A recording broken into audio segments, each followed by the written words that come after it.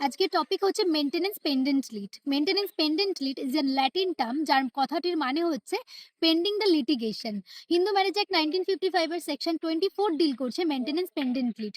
মামলা চলাকালীন যদি হাজব্যান্ড অথবা ওয়াইফ কেউ একজন আনাবেল হয়ে যায় কোনো কিছু পে করতে বা নিজেকে মেনটেন করতে, তাহলে অপর স্পাউসটি তার মান্থলি মেইনটেন্যান্স এবং লিটিগেশন এক্সপেন্সেস দেবে।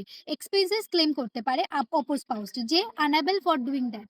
মেইনটেন্যান্স পেন্ডেন্ট লিড যিনি আবেদন করবে তার পর্যাপ্ত কোনো আয় থাকবে না, তাহলেই সেই ক্লেম করতে পারে, আদারওয়াইজ সে ক্লেম করতে পারবে না। মেইনটেন্যান্স পেন্ডেন্ট লিড সেকশন 24 ততক্ষণই প্রযোজ্য হবে যতক্ষণ মামলাটি চলবে। মামলাটি শেষ হয়ে গেলে এটি আর এক্সিস্ট করবে না। সবথেকে গুরুত্বপূর্ণ বিষয় যেটা, শুধুমাত্র ওয়াইফই ক্লেম করতে পারে, হাজবেন্ড ক্লেম করতে পারে এমনটা নয়। হাজবেন্ড এবং ওয়াইফ যিনি আনাবেল ফর ডুইং, ইনকাম করতে আনাবেল, তিনি এটা ক্লেম করতে পারবে। যার নিজস্ব কোনো পর্যাপ্ত আয় নেই, কোনো সোর্স অফ ইনকাম নেই, তিনি অপরজনের কাছ থেকে মেইনটেন্যান্স চাইতে পারে মান্থলি, ইয়ারলি। ইভেনচুয়াল কেসটি চালানোর জন্য যতটা এক্সপেন্স করার দরকার, যতটা এক্সপেন্স দরকার হবে ততটা অপর স্পাউসটি দেবে, যিনি অ্যাবেল ফর ডুইং, যার সোর্স অফ ইনকাম আছে, সে অপরজনকে সাহায্য করবে এবং মেইনটেন্যান্স দেবে। ধন্যবাদ।